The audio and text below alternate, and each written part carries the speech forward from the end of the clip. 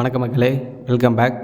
நம்ம தளபதி நடித்த ஜனநாயகன் படம் ஜனவரி 9 ரிலீஸ் ஆகிருக்கணும். அன்ஃபார்ச்சுனேட்லி தள்ளி போயிடுச்சு. ஜனவரி 21 தான் என்ன தெரியும், முடிவு என்ன தெரியும். இன்றைய தினம், அதாவது ஜனவரி 11 இன்னைக்கு நம்ம தளபதி தனி விமானம் மூலமாக டெல்லி புறப்படுகிறார். டெல்லி போயிட்டு அங்கே ஒரு ஹோட்டலில் தங்குறாரு. 2 நாள் அங்கே தான் தங்க போகிறதா தகவல் வந்திருக்கு. அதாவது நாளைக்கு 11 மணிக்கு காலையில் சிபிஐ ஆஃபீஸில் நம்ம தளபதி ஆஜராகிறார்.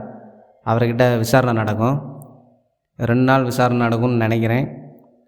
நாளை மறுநாள், அதாவது ஜனவரி 13 மாலை 7 மணிக்கு நம்ம தளபதி தமிழ்நாட்டுக்கு திரும்ப வருவார்.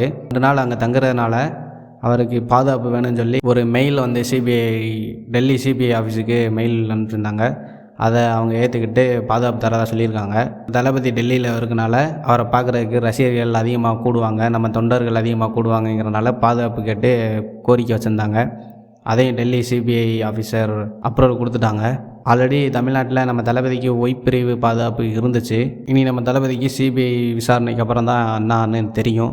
நேற்றைய தினம், அதாவது ஜனவரி 10 நம்ம கரூரில் நடந்த சம்பவத்தினால தளபதியோட பிரச்சார வாகனத்தை முழுமையாக செக் பண்ணாங்க. இன்ச் பை இன்ச்சாக செக் பண்ணாங்க. ஓட்டி பார்த்தாங்க, அளந்து பார்த்தாங்க, எல்லாத்தையும் செக் பண்ணாங்க. வாகனத்தை கரூருக்கு எடுத்துகிட்டு வேற போயிட்டாங்க. சிபிஐ ஆஃபீஸில் இருக்கதா தகவல். இன்னும் படமும் ரிலீஸ் ஆகாமல் இருக்குது. தொடர்ந்து தளபதிக்கு பிரச்சனை மேலே பிரச்சனை வந்துக்கிட்டே இருக்குது. இது ஒன்றியத்தோட வேலையா இல்லை மாநிலத்தோட வேலையான்னு என்னன்னு தெரியல. தொடர்ந்து விசாரணை நடக்கட்டும். அப்போ தான் யார் உண்மையான குற்றவாளின்னு தெரிய வரும். இதே போல் தான் நம்ம எம்ஜிஆர் நடித்த உலகம் சுற்று வாலிபன் படத்துக்கு தடங்கல் வந்துச்சு. எதனால் வந்துச்சுன்னா, அவர் அந்த டைமில் அரசியல் கட்சி ஆரம்பித்து சுயேட்சையாக நின்னார்.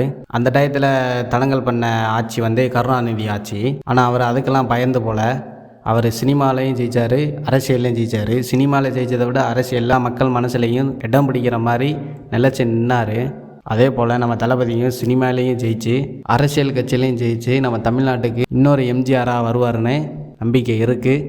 மக்களே, நீங்களும் டிவிக்கு சப்போர்ட் பண்ணுங்கள், ஓட்டு போடுங்க. நன்றி, வணக்கம்.